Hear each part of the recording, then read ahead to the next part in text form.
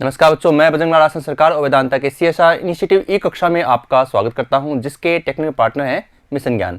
बच्चों, हम पढ़ रहे हैं RBSc की बुक फिजिक्स क्लास 12th का चैप्टर 10, जिसका नाम है अल्टरनेटिंग करंट अर्थात प्रत्यावर्ती धारा, और उसका भाग 8।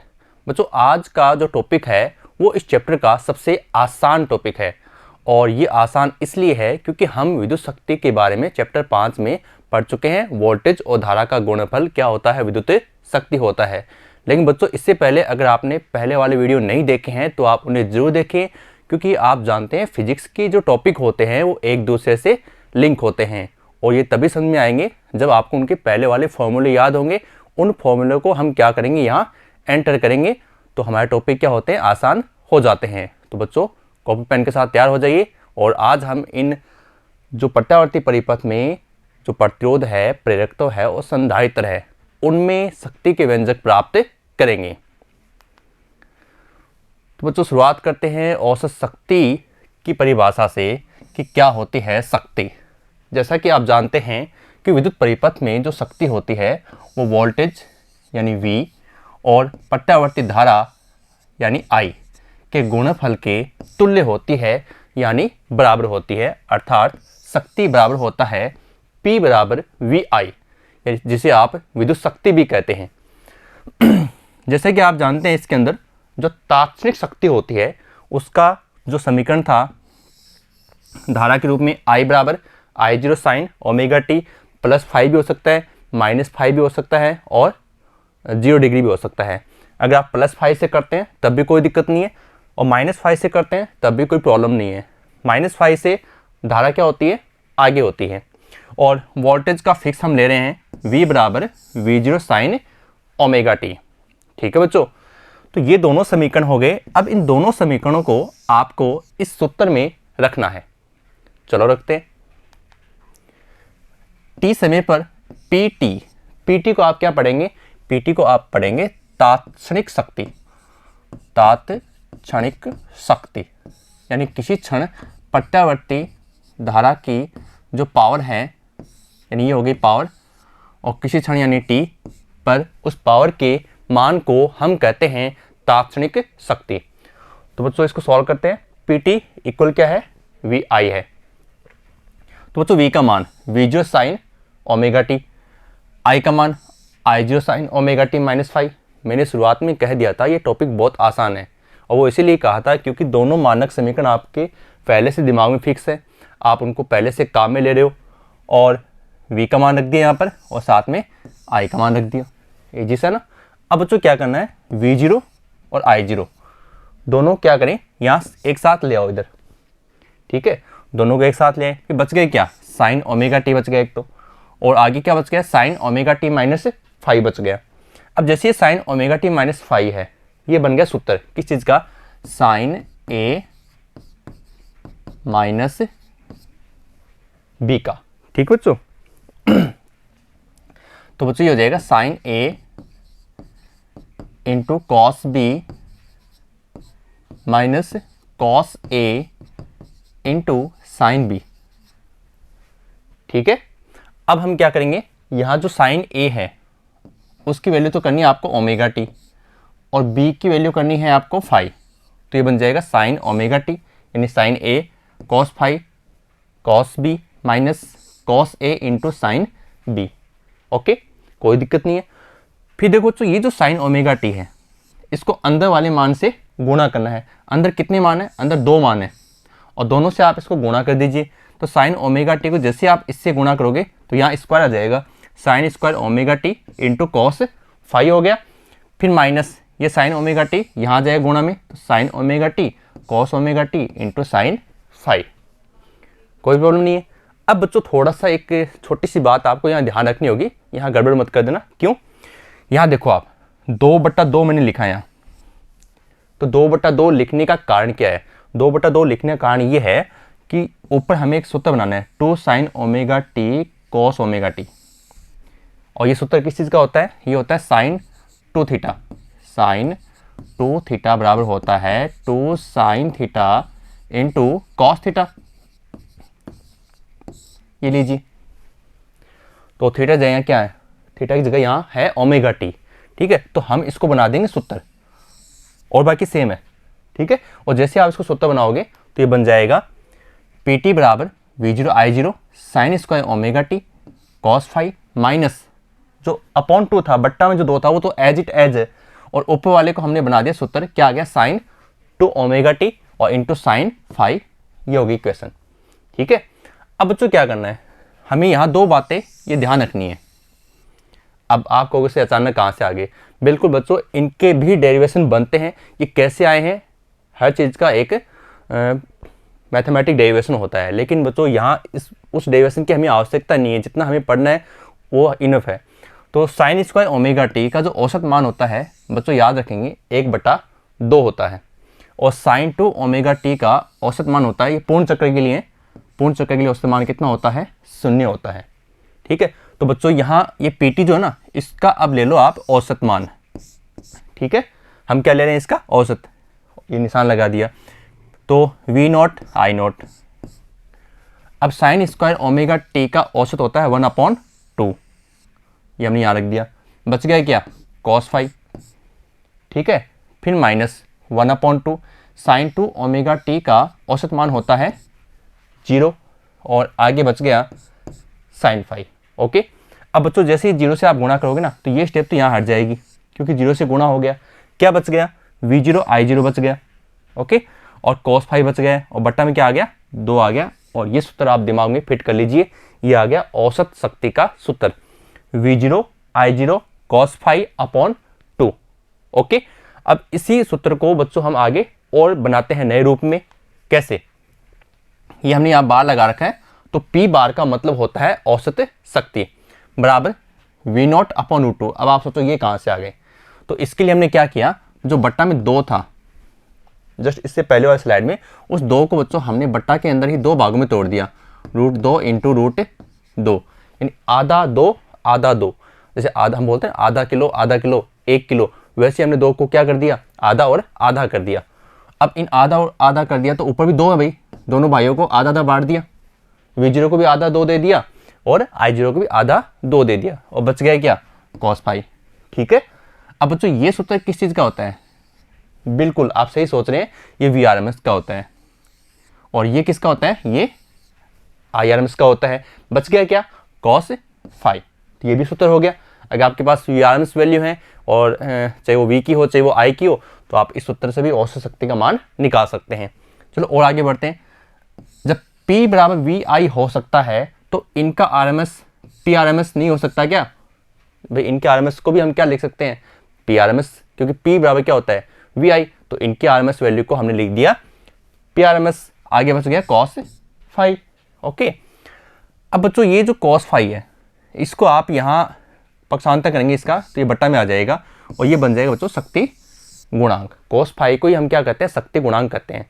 शक्ति गुणांक का एक सूत्र और होता है जो LCR परिपथ में आप बना सकते हो, जो पाइथागोरस प्रमेय से आप जहाँ परिणामी वोल्टेज निकालते हो ना, जहाँ Z का मान आता है परिपथ की प्रतिबाधा, उसी चित्र से आप एक सूत्र और बना सकते हो, कॉस फाई बराबर R/Z, ठीक है। लेकिन हम यहाँ पढ़ रहे हैं औसत शक्ति के बारे में, प्रत्यावर्ती परिपथ में औसत शक्ति, तो औसत शक्ति के रूप में शक्ति गुणांक का मान होता है औसत शक्ति बटा उसका प्रभावी मान, शक्ति का प्रभावी मान या शक्ति का आभासी मान। RMS मान को प्रभावी या आभासी मान कहते हैं, ठीक है बच्चों। ये तो आगे इनके डेरिवेशन से उत्पन्न व्यंजक, औसत शक्ति का मान निकाल दिया, तात्क्षणिक शक्ति का भी निकाल दिया, और लास्ट में एक शक्ति गुणांक का मान भी उसमें आ गया।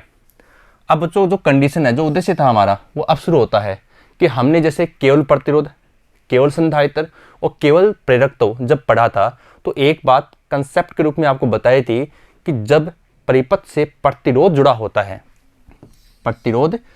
होता है तो उस केस में वोल्टेज और धारा दोनों एक ही दिशा में होते हैं, और एक ही दिशा में होते हैं तो जो कलांतर है वो बनता ही नहीं है, दोनों कलाओं में कोई अंतर नहीं होता, तो वहाँ इसका मान होता है 0 डिग्री होता है।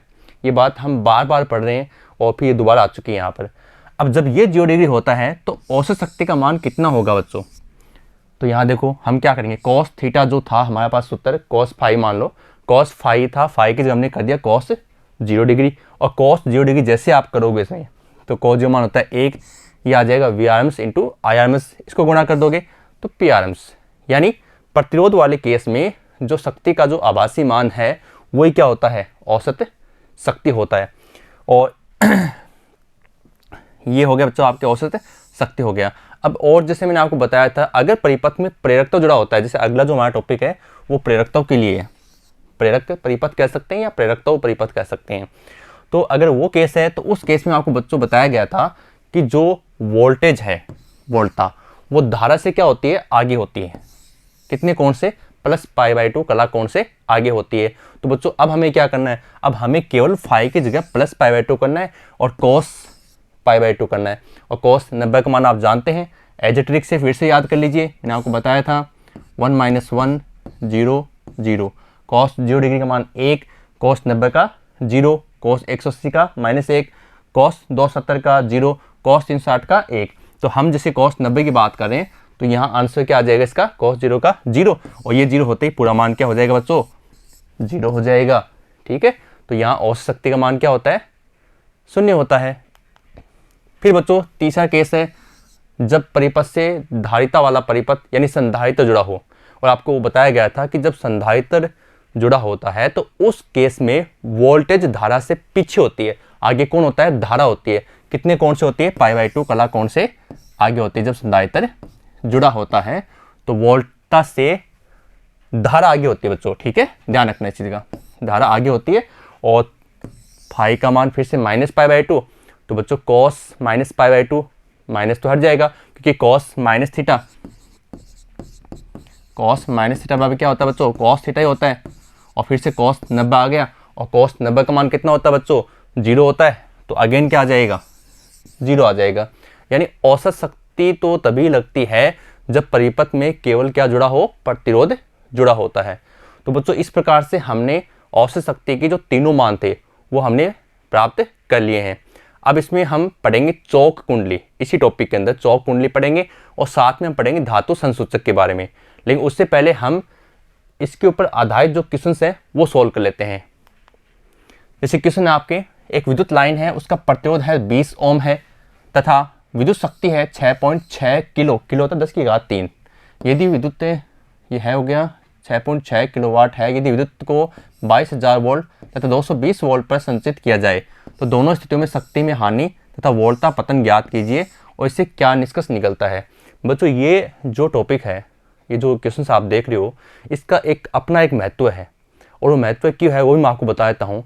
जैसे कि हम जो अगले वीडियो में ट्रांसफार्मर के बारे में पढ़ेंगे तो वहाँ हम एक बात छोटी क्लास में मैंने पढ़ी हुई है कि उच्च वोल्टेज पर कम धारा के लिए, उच्च वोल्टेज पर कम धारा के लिए विद्युत सप्लाई की जाती है।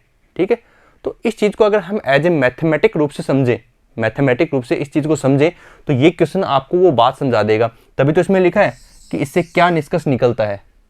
तो इस क्वेश्चन का अपना एक महत्व है उस बात को समझने के लिए, वो भी गणितीय रूप में। तो इससे अच्छा क्वेश्चन आपको मिलेगा नहीं कहीं। ठीक है, चलो सॉल्व करते हैं। तो बच्चों आर का मान हो गया 20 ओम, पी का हो गया 6.6 किलो 10 की घात 3 हो गया, वो ये वाट है डब्लू। V1 का मान 22,000, V2 का हो गया 220 वोल्ट।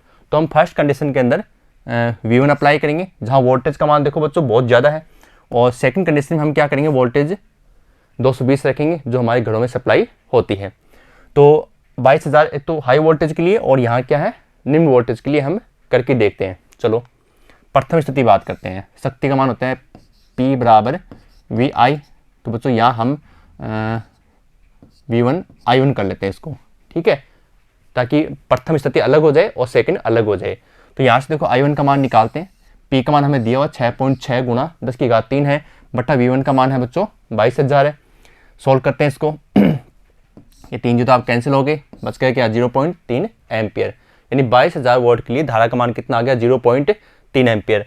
शक्ति 6 कितना हुआ, कितना औसत शक्ति खर्चा हुआ, I1² R। ये तो आप जानते हैं विद्युत शक्ति वाले चैप्टर में आता है P बराबर I²R। अब ये I का मान हो गया 0.3 कर दिया, स्क्वायर करना है। R का मान आपको सवाल में दिया हुआ है 20, ये आ गया 1.8 वाट का खर्चा आ गया। और ताप पर वोल्टा पतन,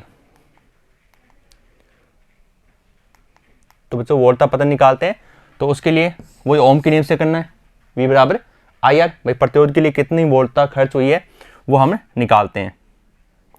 ये वोल्टता पतन है I1 R। तो बच्चों I1 का मान 0.3, R का 20, कितना आ गया 6 वोल्ट। यानी 22,000 वोल्ट के लिए जो प्रवाहित धारा है वो 0.3, शक्ति 6 1.8 और वोल्टता पतन कितना है 6 वोल्ट है। ठीक है, द्वितीय स्थिति I2 मान निकालते हैं पहले। सूत्र वो ये P बराबर VI, हमने इसको 2 मान लिया, यहाँ 2 मान लिया और हम यहाँ निकाल रहे हैं किसका मान I2 का मान। सोल्व कीजिए, P का मान फिक्स है 6.6 इसमें दे रखा है सवाल के अंदर, V2 का 220 है, ये आ गया 30 एम्पियर। ठीक है, उसमें आया था 0.3, हाई वोल्टेज थी और 0.3, तो शक्ति 6 कितना है I2 स्क्वायर R हो गया। I2 का मान 30 से निकाल दिया, R हो गया 1800 वाट। ठीक है, और जो वोल्टता पतन है बच्चों वो है I2R, तो 30 × 20 बराबर 600 वोल्ट। अब निष्कर्ष निकालना है। जैसे कि आपने देखा 22,000 वोल्ट था और ये देखो 22,000 वोल्ट के लिए हमने डेरिवेशन किया, वोल्टता पतन कितने का है 6 वोल्ट का है और धारा कितनी 1.8 वाट की है। आप यहाँ देखिए 220 वोल्ट के लिए शक्ति 6 कितना है 1800 वाट का है और ये हो गया 600 वोल्ट के लिए। तो यहाँ देखिए कितना खर्च हो रहा है 1800 वाट का, यहाँ कितना हो रहा है 1.8 का। तो जब हाई वोल्टेज काम में लेते हैं तो शक्ति 6 कितना है 1.8 है, मतलब कम होता है किसकी तुलना में कम वोल्टेज की। तो अगर आप कम वोल्टेज पर अधिक धारा भेजोगे, जैसे 30 एम्पियर जा रही है, तो उसमें जो विद्युत शक्ति का खर्च है वो क्या वो बहुत ज़्यादा बढ़ जाता है। इसलिए बच्चों जो हम सप्लाई करते हैं उसमें क्या होते हैं उच्च वोल्टेज पर कम धारा स्थानांतरण के रूप में काम ली जाती है। इस प्रकार जब वोल्टता कम होती है तब शक्ति 6 अधिक होता है, अतः उच्च वोल्टता पर विद्युत का संचरण किया जाता है। ये बच्चों बहुत शानदार क्वेश्चन था आपके लिए, उस कंसेप्ट को समझने के लिए। ठीक है, ऐसे क्वेश्चन बच्चों मिलते नहीं आसानी से। चलो आगे बढ़ते हैं। एक 60 वोल्ट 10 वाट का बल्ब है, 100 वाट के प्रत्यावर्ती स्रोत से जुड़ा है। इसके श्रेणी क्रम में एक प्रेरक कुंडली जुड़ी हुई है। यदि बल्ब पूर्ण तीव्रता से प्रकाशित होता है तो कुंडली के प्रेरकत्व का मान ज्ञात कीजिए, जबकि आवृत्ति का मान दिया हुआ है 60 हर्ट्ज। चलो करते हैं इस सवाल को। तो देखो बच्चों VR 60 वोल्ट हो गया, P 10, ये 60 वोल्ट हो गया, 10 वाट हो गया, 60 हर्ट्ज हो गया। अब बच्चों पहले यहाँ से मान निकालते हैं I बराबर P बटा V से। P का मान 10 है, VR 60 है, धारा का मान कितना हो गया 1/6 एम्पियर हो गया। अब प्रेरकत्व जुड़ा हुआ है तो प्रेरक जुड़ा तो L का मान निकाल लेते हैं, और वैसे इसको आप ऐसे लिख सकते हो VR बराबर VL square plus VR square. तो हमें किसका मान निकालना VL का, तो VR आ जाएगा इधर माइनस में, फिर इसका स्क्वायर हटाओगे तो क्या आ जाएगा वर्गमूल आ जाएगा, ये सूत्र आ जाएगा। V का मान कितना है 100 वोल्ट है और बल्ब के लिए कितना है वोल्ट 60 है, बल्ब के लिए कितना बच्चों 60 वोल्ट है। सोल्व करते हैं, ये आगे 10,000, ये हो गया 3600, 6400, ये बच गया 80 वोल्ट हो गया। ठीक है, प्रेरकत्व के लिए विभवांतर का मान आ गया 80 वोल्ट। अब बच्चों देखो VL जैसे होता है VL बराबर ओम के नियम से IXL, विभवांतर बराबर धारा गुणा प्रतिरोध। प्रतिरोध में यहाँ क्या है XL है, XL बराबर होता है ओमेगा L, आप पढ़ चुके हो। ओमेगा बराबर होता है 2πf L, तो ये लीजिए I गुणा और अक्स L की जगह हमने कर दिया 2πf L। अब बच्चों यहाँ से हमें मान निकालना किसका L का, प्रेरकत्व का। ठीक है, तो VL तो यहाँ है और बट्टा में 2πf और साथ में आ जाएगा I।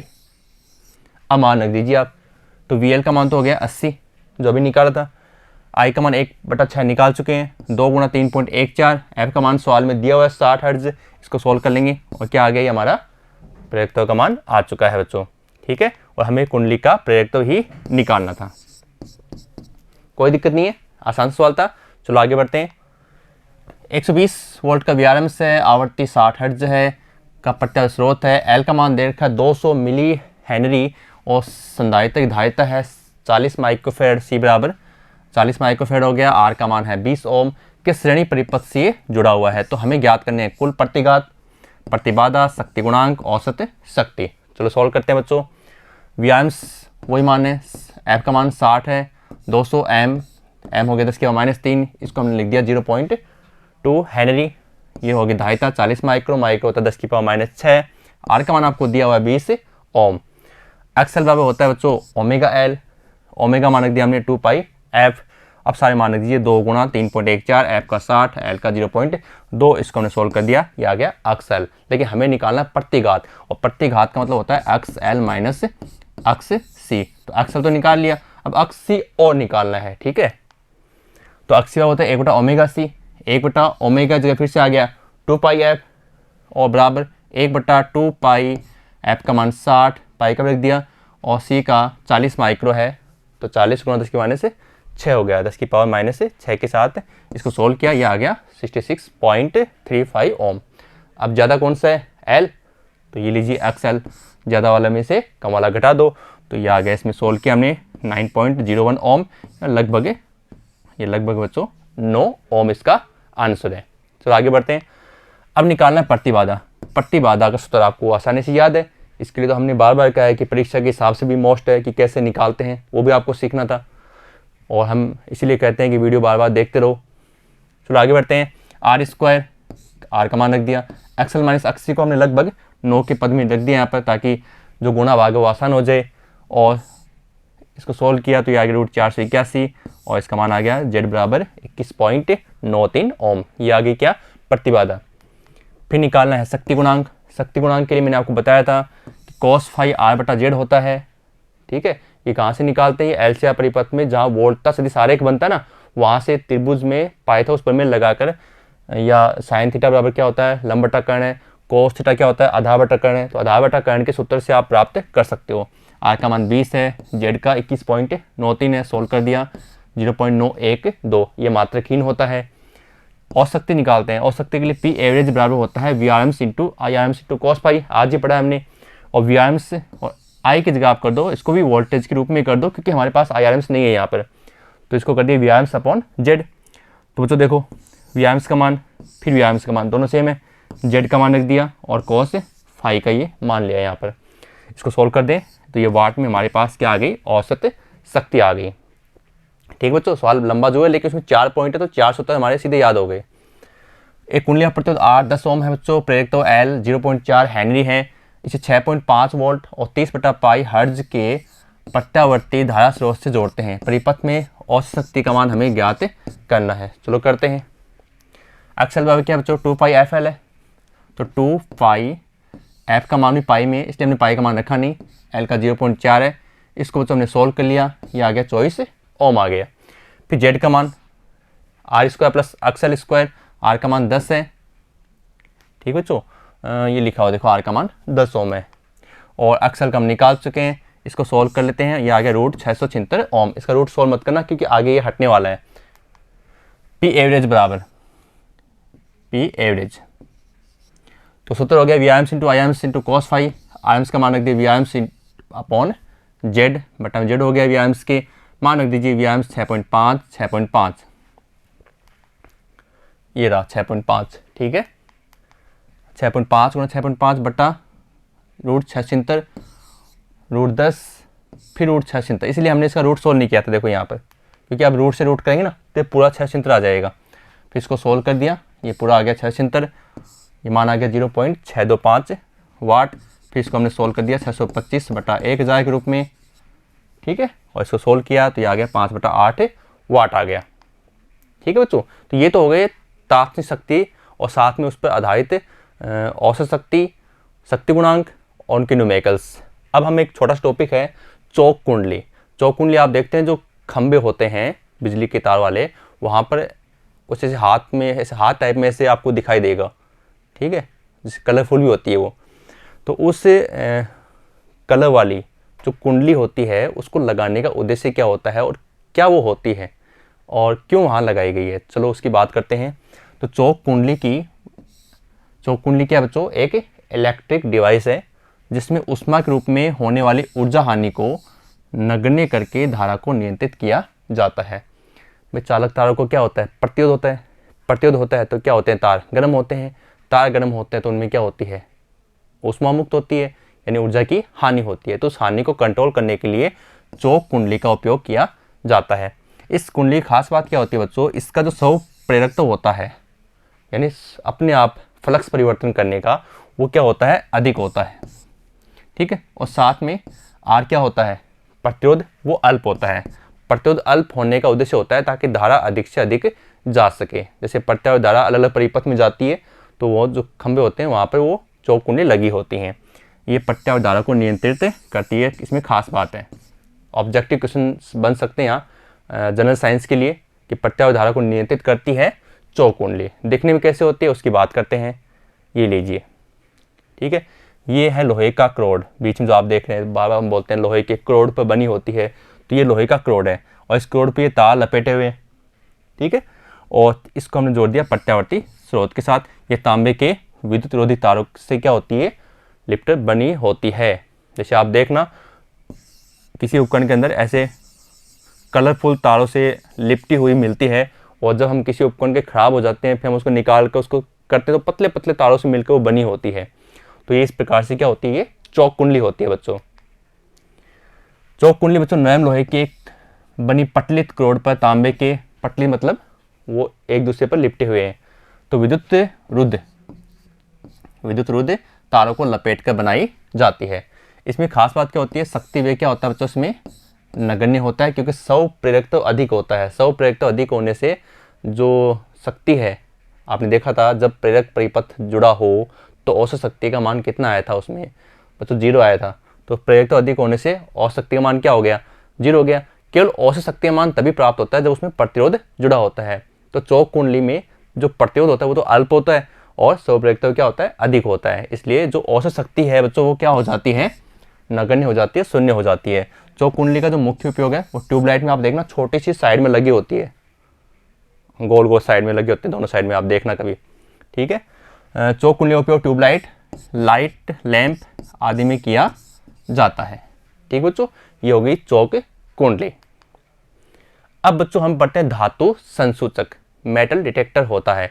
जैसे हम किसी बड़े मॉल में गए तो हमें वहाँ सिक्योरिटी के लिए एक दरवाजे टाइप में बना होता है, उसमें से गुजरना होता है। अगर हमारे पास कोई धातु की वस्तु होती है तो जैसे ही हम वहाँ से गुजरते हैं तो वो अलार्म बजने लगता है। फिर हमारी सिक्योरिटी के लिए हमारे बैग चेक होते हैं और ये देखा जाता है कि कहीं हमारे पास हथियार या कोई चाकू है, ऐसा कुछ नहीं हो जिससे हम लोगों को नुकसान पहुँचा सकें। तो बच्चों उस सिस्टम में क्या होता है, वो एक एलसी परिपथ होता है। ध्यान रखना, जो मेटल डिटेक्टर होता है वो एक एलसी परिपथ होता है। ये हम पहले एलसी परिपथ के बारे में पढ़ चुके हैं। और इसमें जो कंडीशन होती है वो होती है अनुनाद की कंडीशन, यानी प्रेरक प्रतिघात और धारितीय प्रतिघात दोनों क्या होते हैं, उसमें बैलेंस कंडीशन में होते हैं, संतुलन में होते हैं। पर कार्य करता है यह अनादि अवस्था में होता है। और जब वास्तव में उसमें से गुजरते हैं, ठीक है, तो बच्चों हम किसी कुंडली में से होकर गुजरते हैं। वो बड़ा जो दरवाजा होता है ना, वो पूरी एक कुंडली होती है और उस कुंडली से जब हम गुजरते हैं और हमारे पास कोई धातु की वस्तु है, तो धातु की वस्तु होने से बच्चों वो धातु क्या होती है, चालक होती है ना। तो चालक होती है तो फ्लक्स परिवर्तन कर देगी, तो वहाँ क्या होगा, धारा बढ़ेगी या घटेगी। धारा से क्या होता है, वहाँ के प्रतिरोध का मान क्या होगा, प्रभावित होगा। और प्रतिरोध अगर प्रभावित होगा तो प्रतिबाधा का मान चेंज होगा। प्रतिबाधा का मान चेंज होने का मतलब है कि धारा आगे चली गई ना, तो यहाँ पर प्रतिबाधा का मान जैसे चेंज होगा तो ये बैलेंस कंडीशन में है, तो ये बैलेंस बिगड़ेगा। और बैलेंस बिगड़ेगा तो बच्चों परिपथ में धारा के मान में पर्याप्त परिवर्तन होगा। और बैलेंस बिगड़ने से, बैलेंस किसका, अक्ष बराबर अक्षीय है, इनमें किसी एक का मान बढ़ गया, एक का क्या लगभग अक्षीय मान बढ़ेगा धारा के आगे हो जाने से। उसमें एक डिवाइस लगी होती है जो इलेक्ट्रॉनिक परिपथ से जुड़ी हुई है, जो आवाज़ उत्पन्न करता है। तो बच्चों वो क्या करने लग जाता है, आवाज़ उत्पन्न करने लग जाता है। क्या समझे, अक्ष बराबर अक्षीय होता है। जैसे हम कुंडली में से गुजरते हैं तो उसके फ्लक्स परिवर्तन होता है, धारा उत्पन्न होती है और धारा का मान अक्षीय की तरफ बढ़ने लग जाता है। और अक्षीय का मान यानी धारितीय प्रतिघात अगर बढ़ जाता है तो ये अपनी बैलेंस कंडीशन से हट जाता है। और बैलेंस कंडीशन से हट जाता है तो उससे जुड़ी होती है एक इलेक्ट्रॉनिक्स डिवाइस जो म्यूजिक साउंड उत्पन्न करती है। तो वो क्या करती है, वह आवाज़ करने लग जाती है और आसानी से पता लग जाता है कि वस्तु, इनके पास धातु की कोई वस्तु है और उस धातु वस्तु को हटाने पर ही वो क्या होती है, शांत होती है। ठीक है बच्चों, तो बच्चों आज की इस वीडियो में हमने औसत शक्ति के बारे में बात की, फिर उस पर आधारित न्यूमेरिकल सोल्व किए और साथ में हमने चौक कुंडली और एक छोटा टॉपिक था धातु संसूचक, इनके बारे में पढ़ा। अब बच्चों हम जो नेक्स्ट वीडियो में पढ़ेंगे वो है दैनिक जीवन में आप देखते हैं जो गलियों में जो ट्रांसफार्मर लगे होते हैं विद्युत सप्लाई के लिए, क्या होते हैं, ये आवश्यक होते हैं, उनके बारे में हम जानेंगे। तो बच्चों मिलते हैं नेक्स्ट वीडियो में, धन्यवाद।